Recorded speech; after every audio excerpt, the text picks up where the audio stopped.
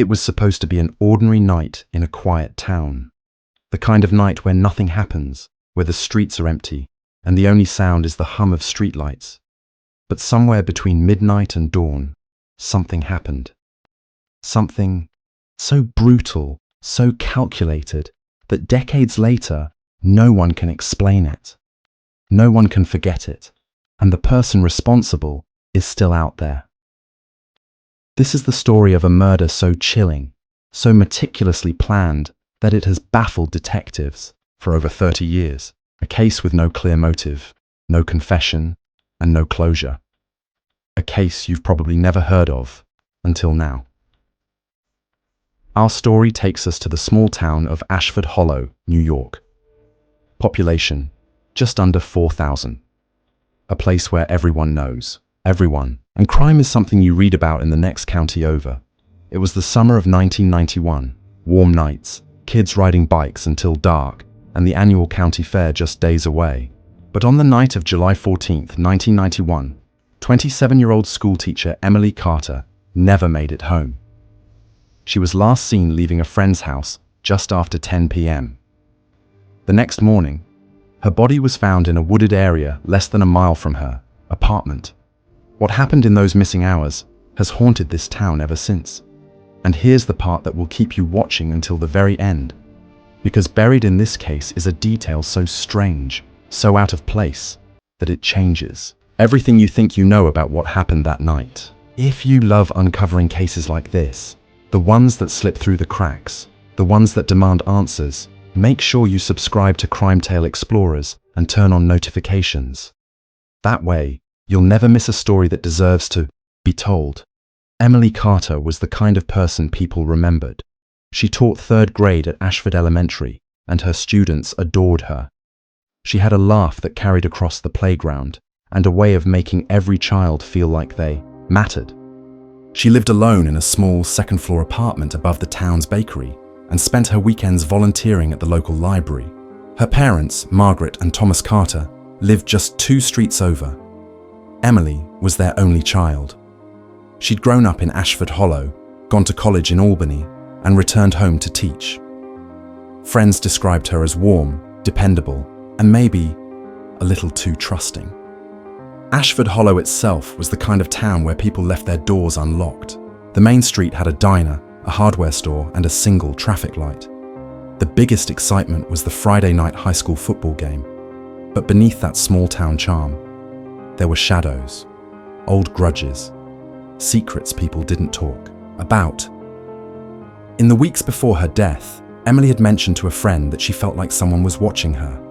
She'd noticed a car parked near her building late at night. She'd even joked about it, but there was something in her voice that suggested it wasn't entirely a joke. No one knew it then, but those small, uneasy moments were the first signs of something far darker. July 14th, 1991. Emily spent the afternoon grading papers at home. Around 6 p.m., she walked to her friend Laura's house for dinner. They ate, talked, and watched a movie.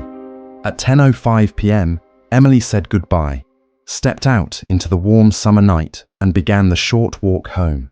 She never made it. At 7:12 the next morning, a jogger found her body in a wooded area off Miller's Road, a narrow, unlit path just half a mile from her apartment. She was lying on her back, her clothes torn, her face pale in the early morning light. There were no signs of robbery. Her purse was beside her. Her watch was still on her wrist. But there was something else, something that made the scene wrong. On her chest, placed deliberately, was a single Polaroid photograph. The image showed a dark, empty room with a single chair in the center. No people, no explanation, just that chair and the shadow of someone standing just outside the frame. Investigators would later say they had never seen anything like it, and they still don't know what it means. But investigators soon realized nothing was as it seemed.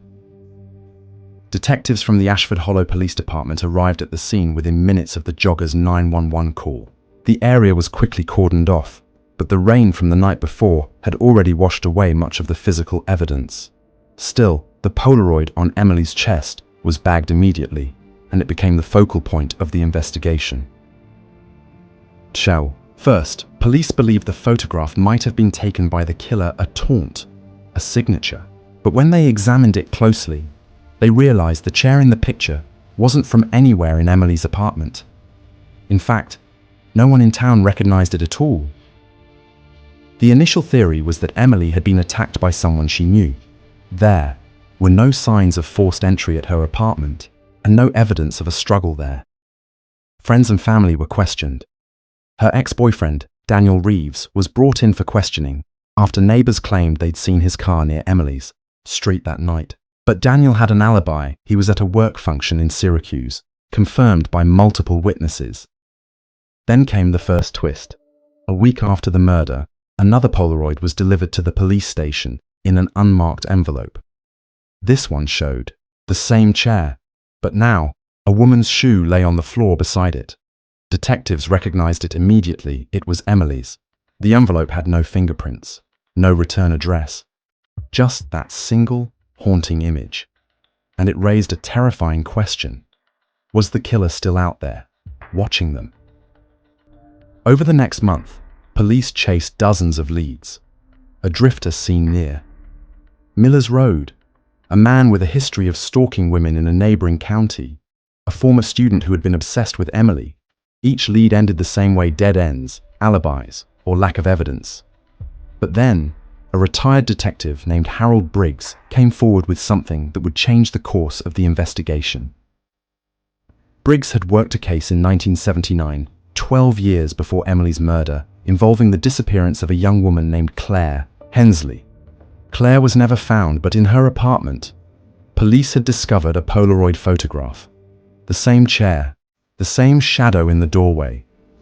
The cases were separated by over a decade, different towns, different victims, but the signature was identical. Briggs believed they were dealing with a serial offender, someone who took long breaks between crimes, someone meticulous, patient, and careful, someone who might still be living among them. When investigators cross-referenced both cases, they found one chilling connection. In the months before each crime, a man named Leonard Voss had been working temporary construction jobs in the area. Voss had no criminal record, but he had moved frequently, never staying in one place for more than a year. Police tracked him down in Pennsylvania. He denied knowing Emily or Claire. His home was clean, too clean. No photographs, no personal items, nothing to tie him to the murders. Without physical evidence, they couldn't arrest him. But here's the part that still haunts investigators. In the corner of Voss's garage, partially hidden under a tarp, they found an old wooden chair, the same chair from the photographs. It was taken into evidence, but without DNA or a direct link to the victims. It was just a chair. Voss walked free. Emily's parents never recovered from the loss. Margaret Carter still keeps her daughter's apartment exactly as it was the day she died. Every year on July 14th, she leaves flowers at the spot on Miller's Road where Emily was found. The town of Ashford Hollow changed after that summer. People locked their doors. Women stopped walking. Alone at night, the sense of safety that had defined the community was gone. As for Leonard Voss, he moved again, this time to the Midwest. Police in several states have quietly kept tabs on him, but he's never been charged with any crime. Claire Hensley's case remains unsolved. Emily Carter's case remains unsolved. And the photographs sit in an evidence locker, their secrets locked inside. 2 women, 2 towns, 1 chair, and a shadow that has followed for decades. Was Leonard Voss the killer, or is the real murderer still out there, waiting for the right moment to strike again? We may never know the truth, but what we do know is this: someone knows exactly what happened to Emily Carter, and until they come forward, her story will remain one of the most chilling unsolved murders you've never heard of. Do you think justice was served, or is this case still hiding its darkest secret? Let me know your thoughts in the comments.